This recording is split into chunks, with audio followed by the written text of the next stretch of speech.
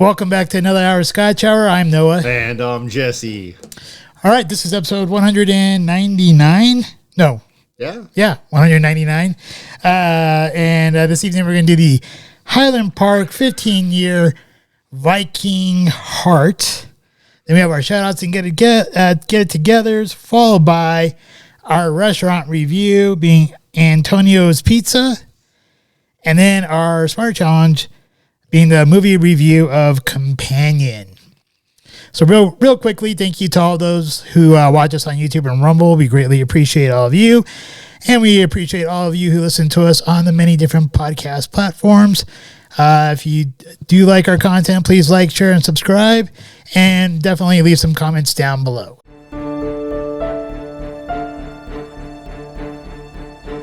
Scotch review. This week's Scotch. This is the Highland Park Viking Heart 15-year, and it is sure to be a treat. We've had some previous episodes with a lot of fun facts about Highland Park. A couple quick facts indeed. It is located in Kirkwall, Orkney, Scotland, so not really Highland.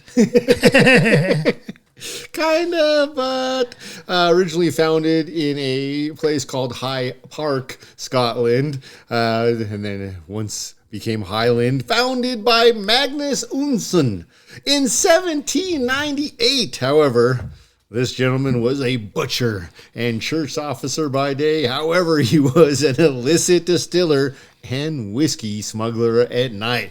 Got busted there in 1798. That's how they know. That's when it was officially founded. However, they did not receive their official license for another 30 years.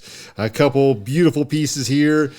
2 wash stills, 2 spirit stills, pumping out a potential 2 million liters a year. Known for using both bourbon and sherry casks in their finish. This Highland Park is one that's caught our eyes many a time because the bottle is so very distinguished. And I have no doubt the whiskey or Scotch itself will be too. I hope it is very good. As far as tours, as those go, they have basically 4 different types of experiences, I believe. The first one's called the Welcome Experience.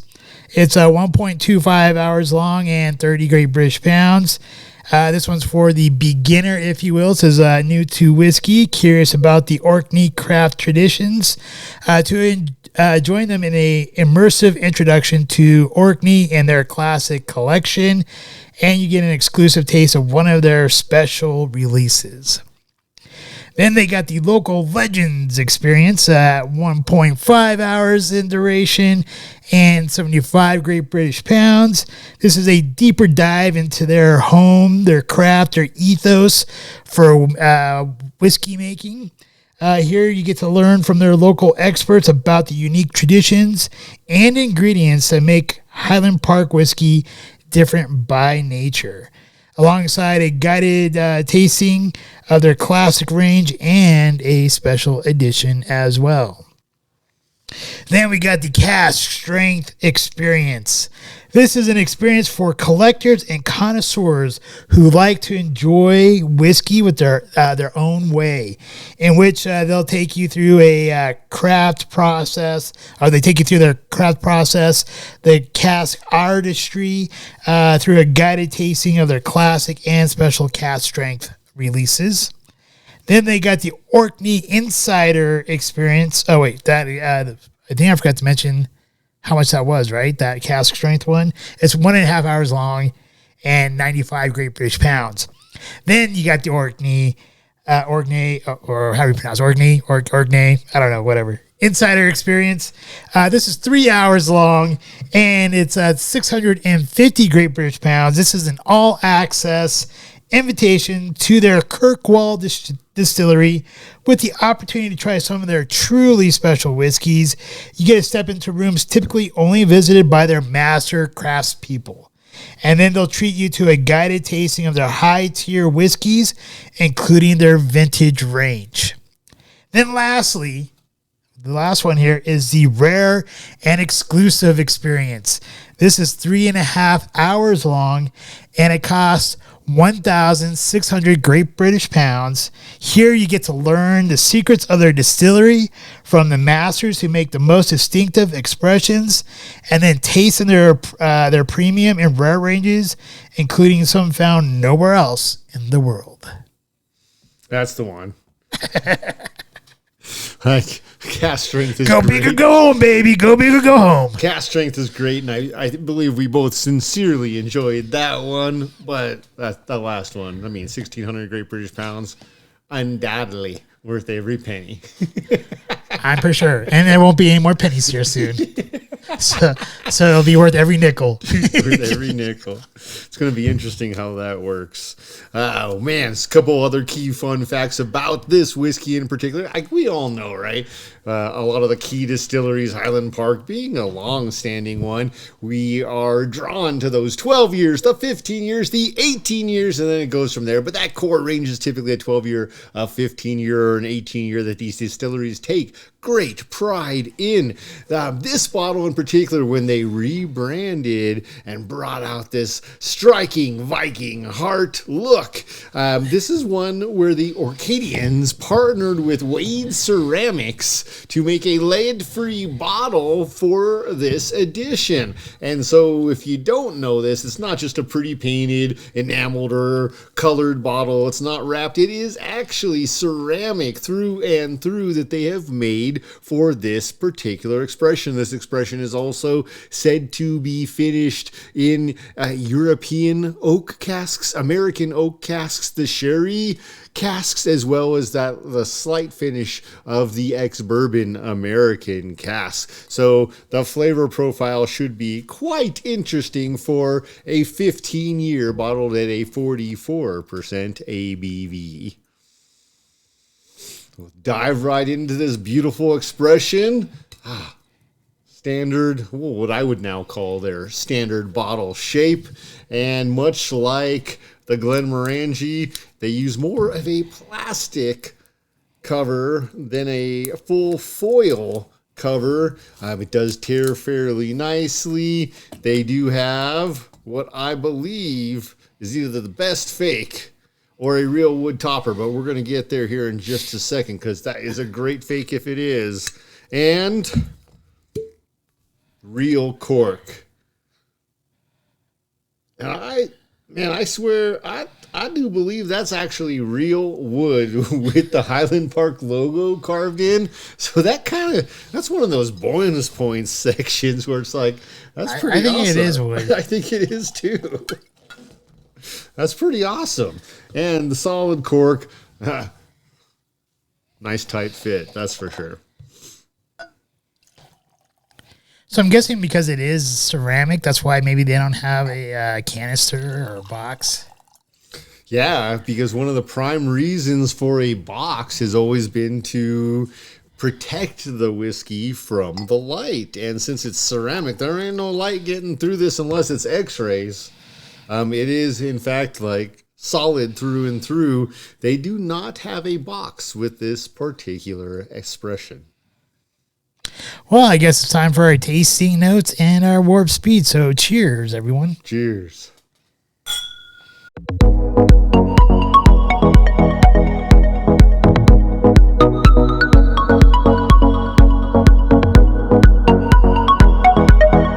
Okay, this expression from Highland Park, the 15-year Viking heart, it strikes at your heart, I think. No, just joking. I'm not. It's a good expression.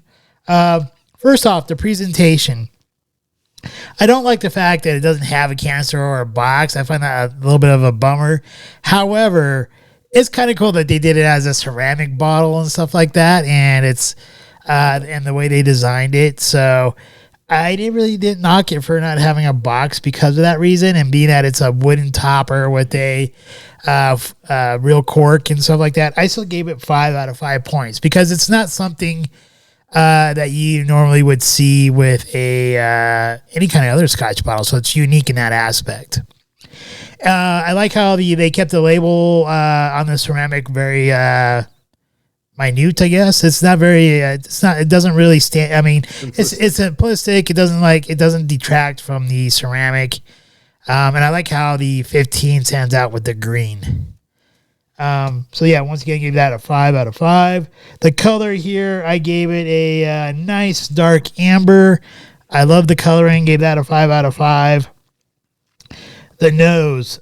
Here, to me, the nose was a Vanilla Angel food cake up front with like hints of pineapple, lemon peel, and you get like a slight bit of peat and even some toffee in the nose there. And I really enjoyed this nose.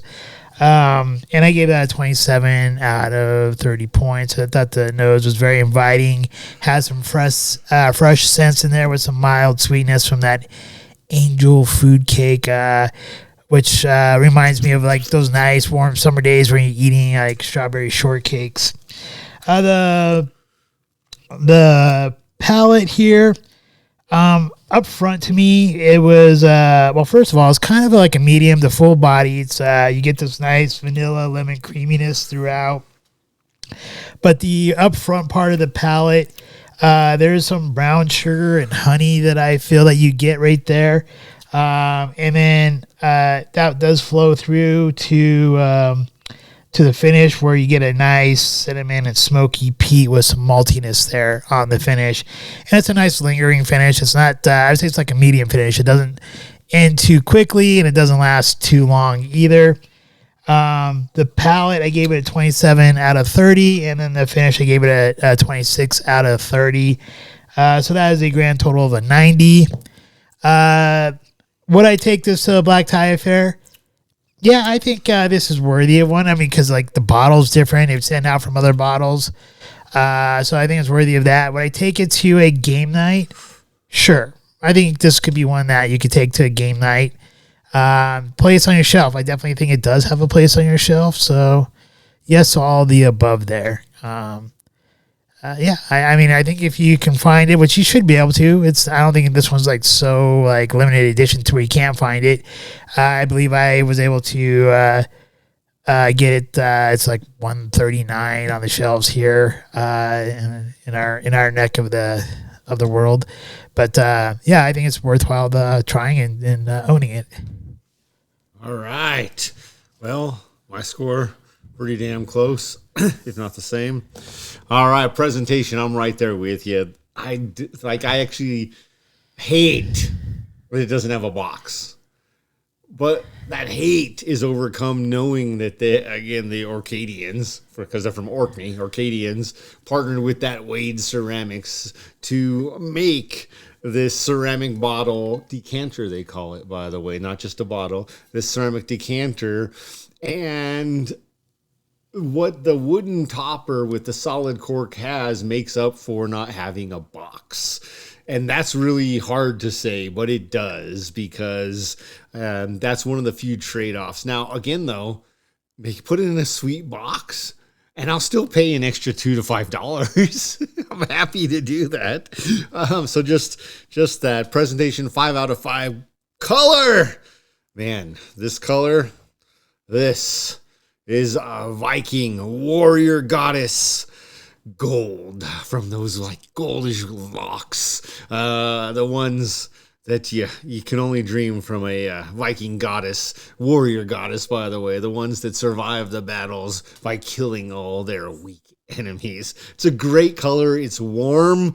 It's exciting. Definitely something you wouldn't mind cuddling up with on a bearskin rug and a bearskin blanket in between. All right, on the nose. For me, again, this nose smells thick. Shouldn't necessarily be fully possible, but I get creme brulee. Who doesn't love some creme brulee? I get hints of orchard fruit, and particularly a red apple, red delicious apple. With that red fruit comes a little bit of toffee and a little bit of peat.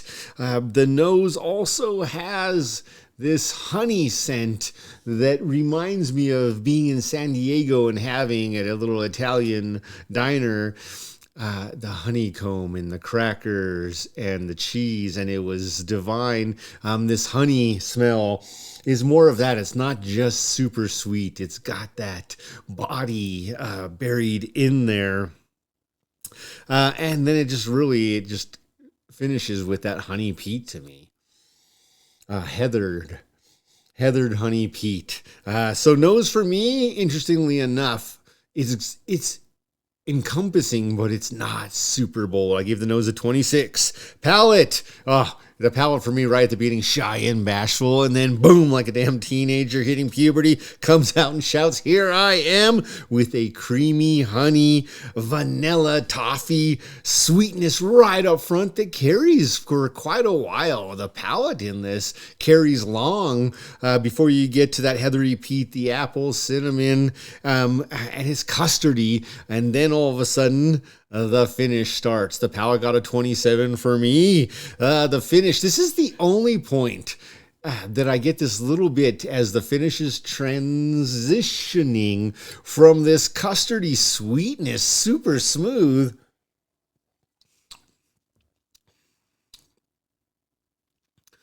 and I get the slightest little hint of lemon, and it's delicious, but I also get some black pepper, and it bites, so it's in your mouth for sure. It's a little tart and dry. I'm assuming that's more of the virgin oaks they're probably using along with the first fills. And then there's this hint of blackberries, young blackberries, not fully ripe. They sitting on my tongue. With also hints of sweet cracker or like maybe along with that apple, a strudel crust, little chunks of the crust there. Delicious. Man, it's great. The finish also a 27 for me. Overall total a 90. Would I take it to a black tie event? This is the only Scotch we've tried that doesn't have a box where I will actually say, yes, I would take this to a black tie event.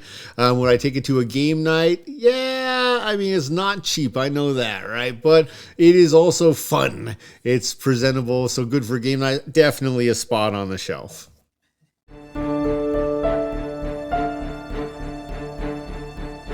Restaurant Review. All right, this week's restaurant review. Antonio's Pizza, Pasta, and Wings in Parker.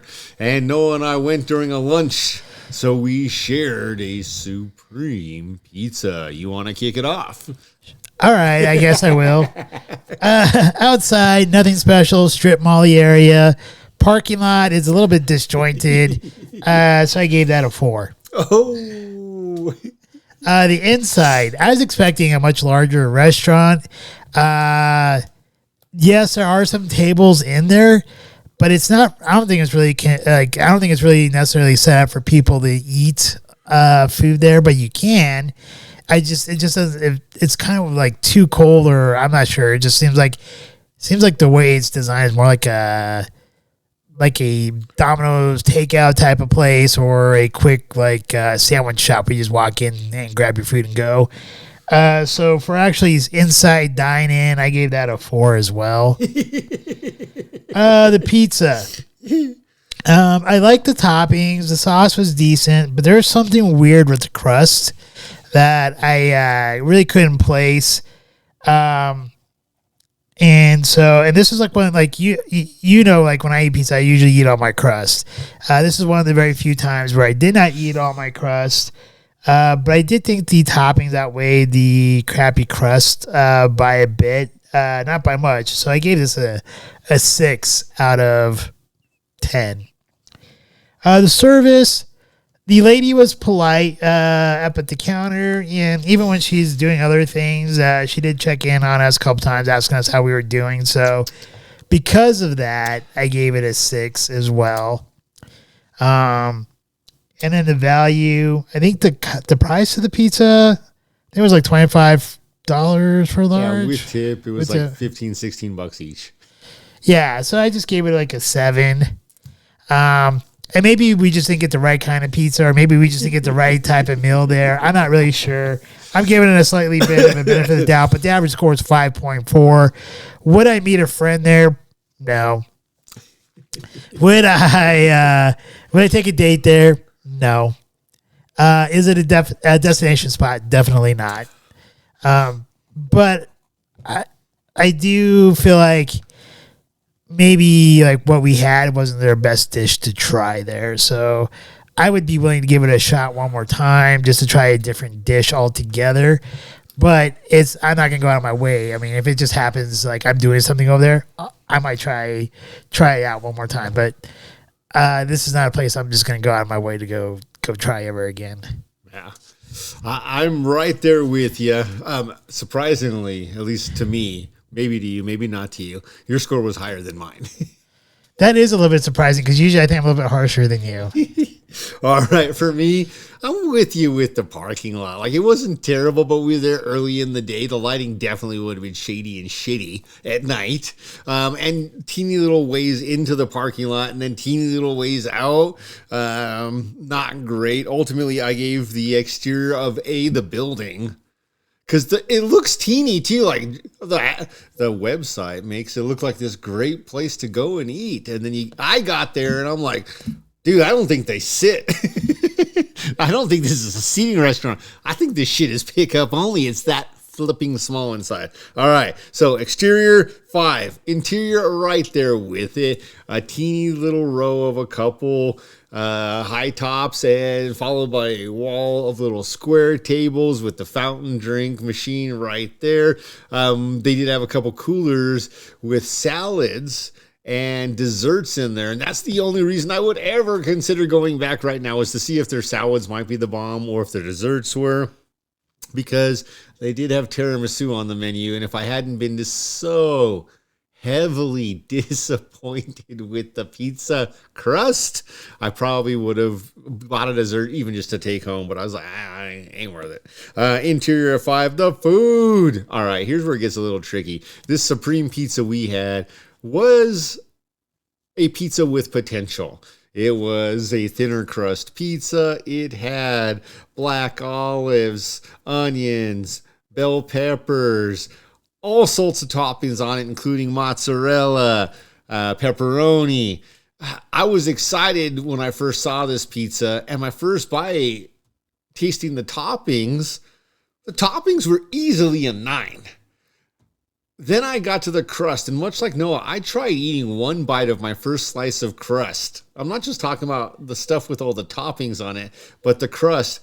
And after one bite, I could not go back. It was that bad. The crust was a 1, so ultimately the food also gets a 5. The service, all right, nice is great. I get nice at Taco Bell, and I don't tip 20% for it.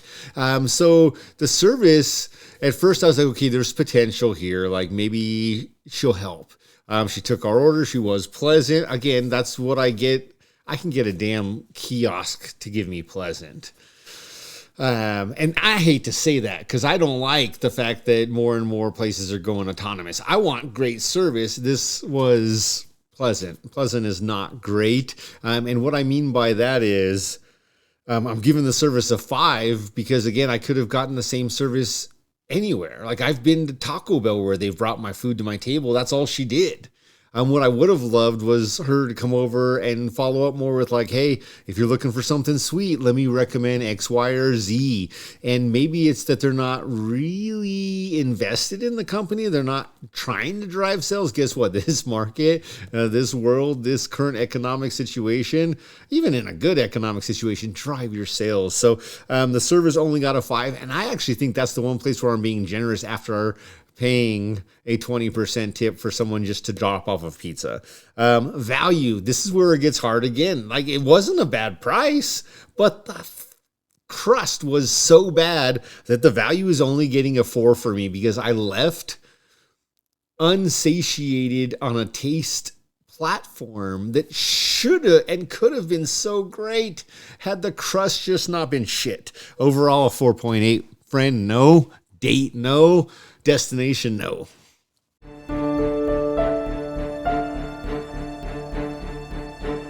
Smarter Challenges.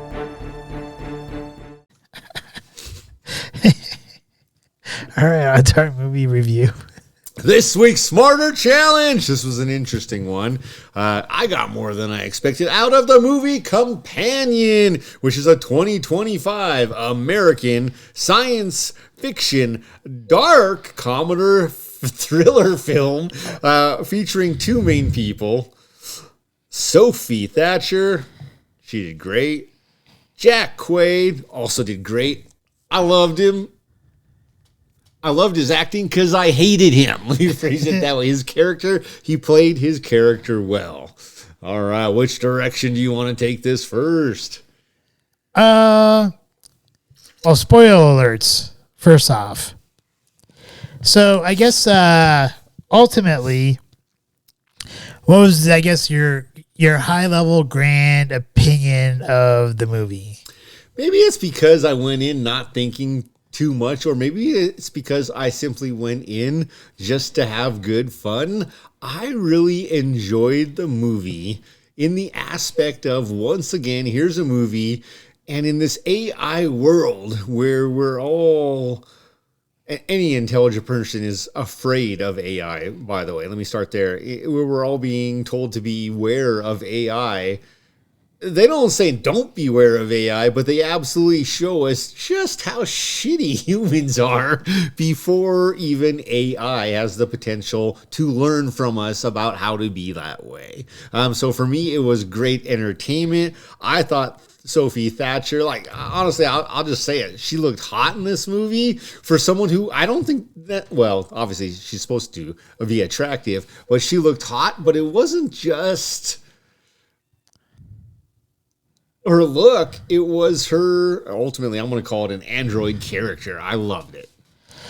Yeah, I loved her character too. I think overall here, this was like a more lighthearted version of Megan, I think. You know Megan 2.0 is coming out, right? Oh, I didn't know that. This summer. So, in any case, like Megan seemed like that was like that AI just went like more kind of like crazy. Here, it was following the natural law of robotics, but because of humans being humans, learning how to jailbreak any type of AI or computer from its normal platform, this is where it causes issues. And I think this was a little bit more of a fun ride than maybe Megan was. And I think where Megan, I think it gives you more of a threat of AI. Here, you're almost kind of rooting for the AI because of how terrible humans are. And I think it kind of almost goes back to the old question or adage: are humans naturally evil or are we naturally good? So are we born good or are we born evil? And when you start looking, like as you go throughout this movie, in my overarching opinion of it, I think you get a bad view of humans and possibly the innocence of AI learning to become tainted about humans because of our inability to act good. Yeah, our history. Yeah. Which is literally why we do or don't stay with someone we might start to be friends with or date or be in a relationship with. So AI is doing the same thing. No, I think it was absolutely beautiful. I loved it. I love the fact that this became your Smarter Challenge because going in, all those things you just said, absolutely the case. And that piece, and you used the word innocence, and I think that's important because until they learn from us or our previous actions, they are. Like AI, it's a robot that learns from experiences that it's not necessarily having, but that the others have. And it's literally reminds me of The Fifth Element, where she's like, why is your world worth saving? Like, why is this kind worth saving? You are terrible. Right. But there's also beauty and love. Well, that lasted 8 seconds for this poor cyborg. So I guess, to the other part about this, I guess like another moral question here is, and there's already things in existence, and we're getting fairly close to this anyways, because there are those like real life screw dolls, sex bots, yeah, which like they supposedly moan, and they talk or whatever. They like they are supposed to have like, I don't know, like the realistic skin bodies or whatever. Do not make that a smarter challenge. I'm not ready yet.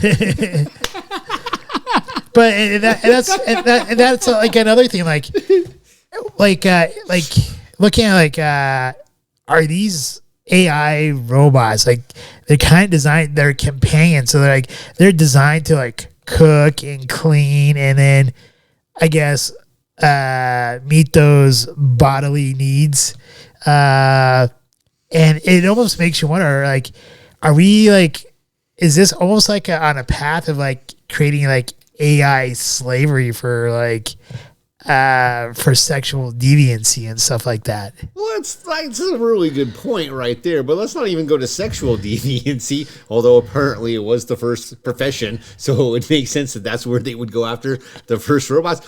It is coming. They will make robots to do all of our jobs. And some of them will be harder than others. The ones that will be harder will be the ones where they have to interact with humans, and that's where it's going to take the longest period of time to learn. But then again, it's no different than a kid winning a $1 billion lottery jackpot. Some 21-year-old wins $1 billion, has never had to work for it. How does he stay on the straight and narrow? So all of a sudden, you're a 21-year-old. You go into a 5-star hotel, we'll say Four Seasons 2050, and there's all these robots there to serve you. And the first one just comes up to you, and she looks like this, and she's like, I am here for your every need. How might I please you? And the 21-year-old's had 3 glasses of wine, a couple drams. What's his first answer? Well... How much do you charge by the hour? And the other part here like the one thing that kind of bothered me about the movie is, I think, the stupidity of the humans. Oh my God, so stupid. That was my favorite part. That's the one that absolutely didn't bother me. I was like, I have worked with so many of these people. Well, and I guess here's the part that really bothers me. Like, they were smart enough to find a programmer or get a program that jailbreak the AI of these companions. And by the way, Lucas, whatever his name is, he did a good job being being a male companion. Lucas Gage. Yeah, he did a good job. Even though I'm not like all for the whole sexual part of it, but he did a good job. Like at first I didn't really notice it until he started like baking and stuff like that. And I'm the only real live male person I know that can cook like that. But in any case, if you're smart enough to get a program to jailbreak these robots, whoever you buy this jailbreak program for, they should already know and probably warn you about how these robots are actually recording everything that you're doing and where these like recordings would be at. Because if these people got caught jailbreaking these robots, then you would think law enforcement would go after these people to expose the person who sold the programming to them. Now, obviously, it's not going to be just like a one-time code that just disappears, because it's probably going to work on multiple robots and stuff like that. So you would think that these people would be smart enough to like think about that, or maybe just the writers didn't consider that in their writing. But these people, because of the way they acted, I don't even know if they would even be smart enough to even ask the programmers that they bought the jailbreak from to where they could make these robots into killers, which is also like, we haven't got to that part of the synopsis of the movie or anything like that. But yeah, they were idiots. And the biggest and dumbest part was what's his name? The main guy, Jack Quaid, who plays Josh, jailbreaking the second robot. You never learn. Yeah. Never learn. Once the first one goes off the reservation and starts killing people, what makes you think you should go ahead and combat that by letting another one loose? This is why you never do heroin once. Seemed like a good idea to do it twice. Fuck. No, I agree. Just the stupidity of the humans, and it's not even that. And that's one of the things that I think about. Again, bringing up this word innocence, assuming that the robots don't learn. Well, I think they have to learn it up to a certain point. yeah, they learn based on what we give them as far as theoretically their experiences. If a lot of that is negative, then that's where they go from there. And it's interesting from the perspective of you get to a point where, like, which would be better, a human or a cyborg? And at what point does a cyborg or an android or a robot, whatever you want to call it, want more? Like, at what point does religion become all of a sudden necessary because you have these people who are super against sex bots because it is, in their minds, the most evil thing. It's so terrible. They're indulging in sins. It's, Are they? They're not cheating on anybody. Well, that's where it gets tricky, right? But I think that's where these movies ultimately. And why would you want to lease one? Because then if you lease one, it goes to somebody else, and someone else been dumping their. God, hope they replaced all them parts. You're so oily. Sorry, I didn't get you sidetracked there. Only you. Those aren't real tears. Oh, yes, they are. But with that, it's this piece of, okay, so with this. And this is where I think that the people who are against the sex bots might actually have a point. Is because we're teaching robots the difference between good and evil. Now we have to decide where is good and evil. And if prostitution is illegal, but we're finding a workaround, that's where, again, it gets honestly very tricky because they are, again, cyborgs, robots. I'm going to keep calling them cyborgs. Cyborgs, so theoretically, we're assuming they have no soul. So you find out later in the movie, some people get these things just to torture them in their basements. And it's like, the people complaining about the sex bots may or may not complain about that. And how fucked up is that? But it comes into this point where whether it's a robot or not, does it matter that it's a robot or not? Is it or is it not still a sin? I think it would still be. Well, I do too. I think ultimately it is a sin because all about the sins are self-indulgence, gratification, all of those things. Yeah. And you're not. The whole point of love making versus prostitution is that it's a two-way street. There is no cyborg getting anything from any man that's going to make it worth that. And here's the other part, though. What does it tell you about the human who decides the intellectual level of the cyborg or robot? So that was one of my most favorite parts, was because and I've thought about it a couple of times since seeing the movie, is like, my natural instinct would actually be to turn it up to 100.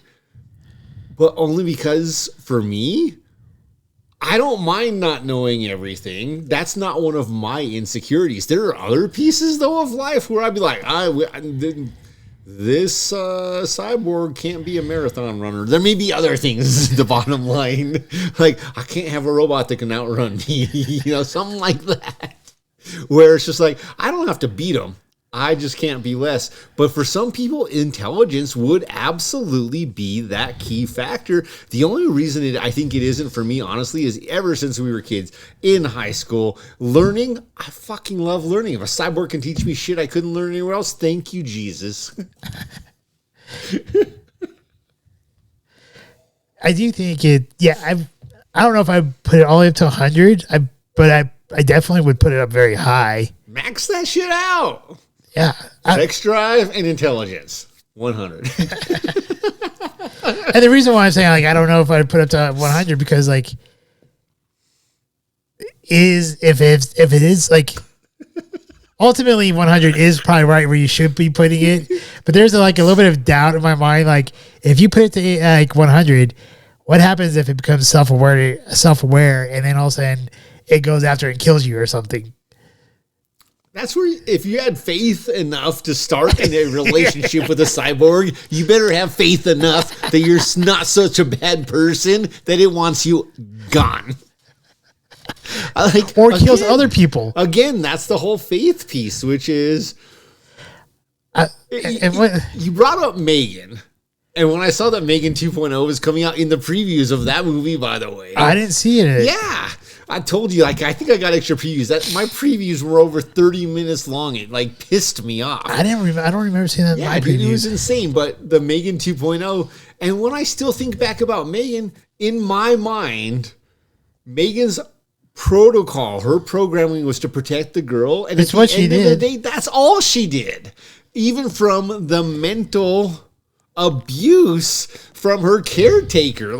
She was doing the right thing, and that's where it gets tricky is, okay, so this is a vigilante robot.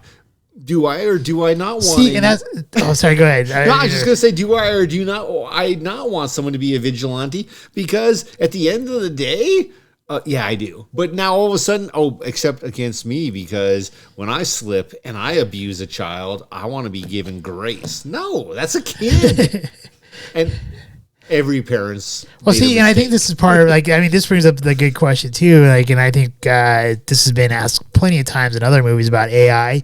If you put AI up to the maximum intelligence, saying to protect humans or whatever, is there going to be a point where it starts saying you are your own threat, and so we're going to start implementing restrictions on you? I'm going to take it a whole different direction. Anyone assuming that they can control the intelligence level of artificial intelligence is an idiot.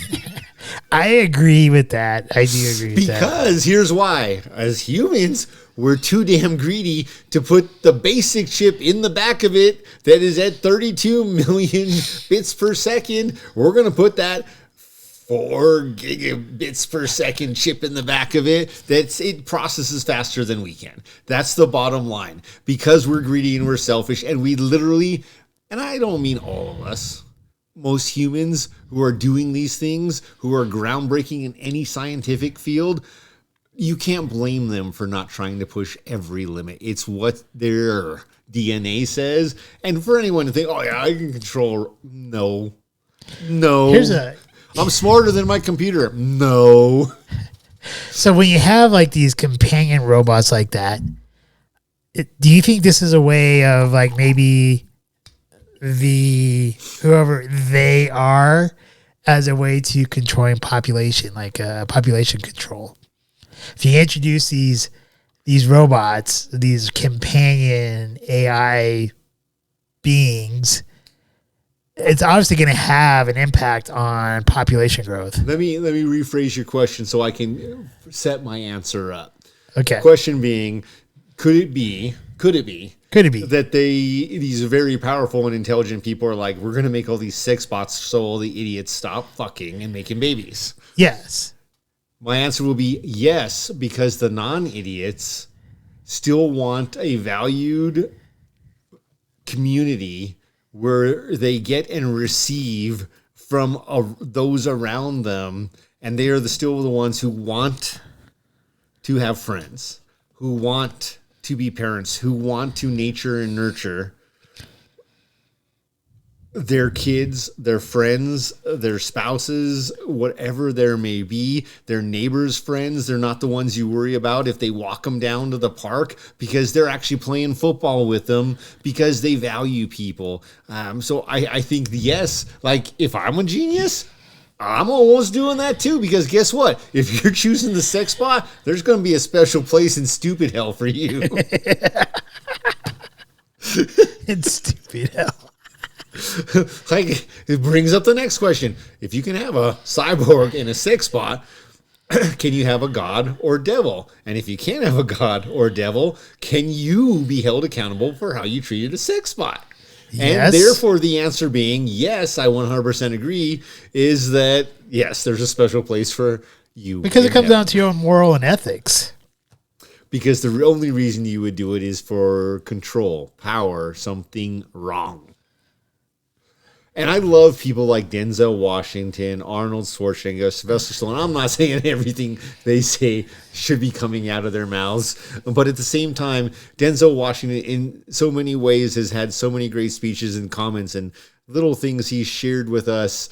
And not that I'm super young anymore, but as someone where I look up to my elders, the things he says, I'm like, had I really thought about that 200 years ago, how much further would I be in life today?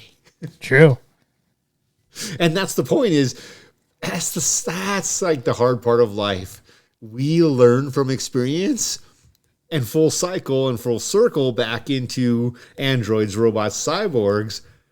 Maybe not their experiences, definitely their experiences, but also our experiences. They will learn what humans are based on our actions. Here's another thing I thought was a little bit surprising in the movie. These cyborgs or robots or whatever you want to call them, these companions, they didn't realize that they were AI.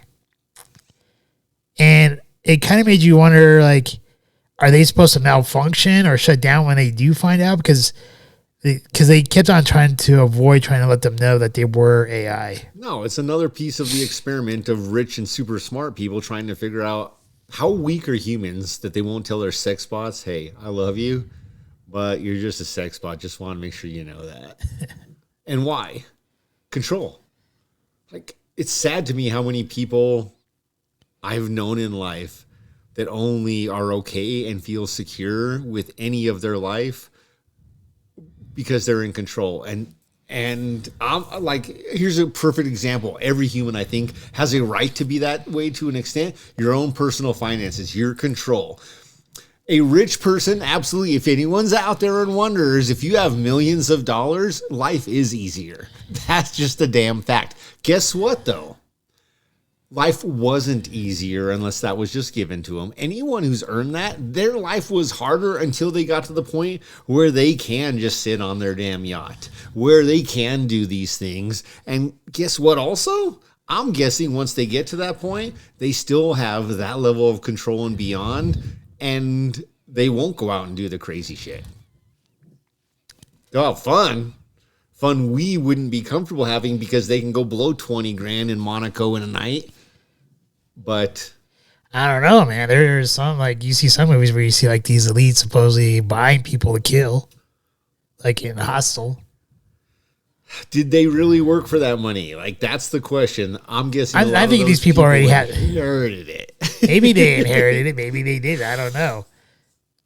Like, I'll admit, had I won the lotto jackpot $1 billion, are like super successful people, like CEOs, they're sociopaths, right? Yeah, totally control themselves and everyone else to the next level. Yeah, so maybe it is possible that they could do that as a release. I actually question the sociopathic mind when it gets to that point. If they need that, they're no longer in control. And I think that's when it goes to psychopath, not sociopath. I think sociopaths are fully functioned. And I think that's the difference in American Psycho, where he is a sociopath, but he's also psycho. He is not just a sociopath. And to me, there is a very easy to determine difference. Sociopaths actually want value. They like to be rewarded in all sorts of different ways. That can be in sex. It can most often be in money and other rewards. A lot of times it's recognition, but it is absolutely definitive. And at that point, high functioning CEO, high level, and I probably shouldn't call it a cyborg because I think the technical pieces with the cyborg, there's part human, and as we found out at the end, her skin is not real skin, so it is a robot.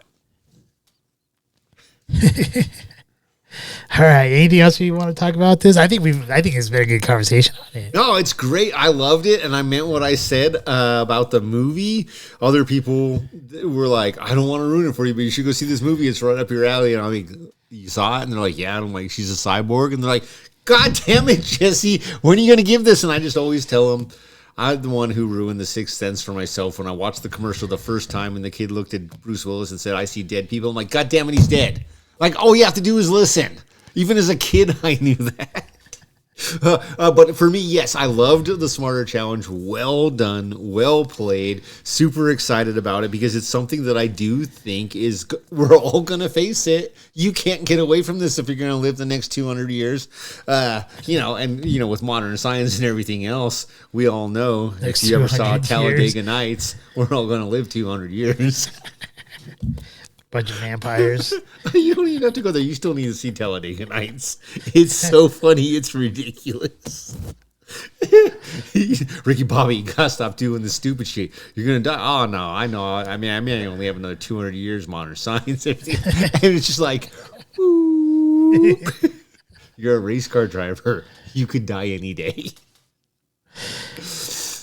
On that note, 30 more days until F1. F1 Australian Grand Prix. Yes. All right. Well, I don't have anything else to add to this other than it was an enjoyable movie. If you haven't seen it, you should go see it. I don't think we did too much spoiling. No. I think we talked more about the morals and stuff about it. Yeah, I thought it was absolutely great. This is like one of those areas where like Drew Hancock directed it.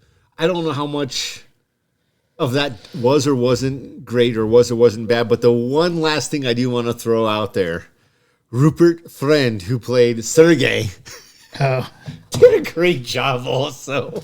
I just loved his role. And if you go to see the movie, listen to what this guy says, and then you find out his end and everything else, and you see just how dirty people are, cute, quote unquote dirty, you realize Rupert Friend wasn't all bad, but he was definitely bad. All right. On to next week's Smarter Challenge. Now, this is going to be a fun one. We're going to have some real fun with this, by the way. We are going to take a few days and test out 5 different pasta sauces from 5 different national brands with 5 different pastas. Mix and match. We'll do several a night if we need to. We'll figure out exactly how to do it to be strategic and have a good comparison with the different sauces and different pastas, and then choose our favorites. Does that mean we're going to go to a Italian restaurant for dinner to make a comparison to these pastas? Man, I'm all in. I need a write-off. Just tossing the idea out there. I don't know. Maggiano's, we need 3 different dinners, and we could split. And actually, dude, this may all be playing right into February 21st. 6 different pastas, whatever it may be, 2 family style or something, compare and contrast to what we ate. That actually could be pretty damn, that could be like a win. Could be. All right, but yes, we will be comparing some national brand pastas and sauces, which I guess technically pasta sauce and pasta, 2 different things. Forget about it. All right. You got any notes you want to mention?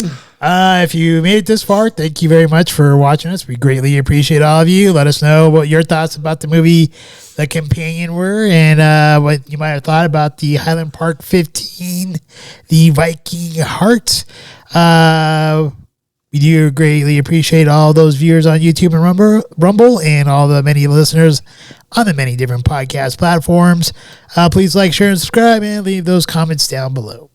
All right, and as we wrap this one up, I think I'm going to throw in a different thing. We're going to have a couple different wines to try with the pastas as we transition, getting ready to start our 5th year of Scotch Hour and long-term plans. Remember this, life is great. That does not always mean it's going to be easy. It means sometimes those hard times will be the ones that make life so great. Remember, drink responsibly. Do not drink and drive. And until next week with Scotch Hour. Scotchman! Cheers. We hope you enjoyed this evening's episode of Scotch Hour. If you did, please like, share, and subscribe. Also, if you have not done so already, please become a patron member, with memberships starting as low as $1 a month. Thank you, and hopefully you have a wonderful evening.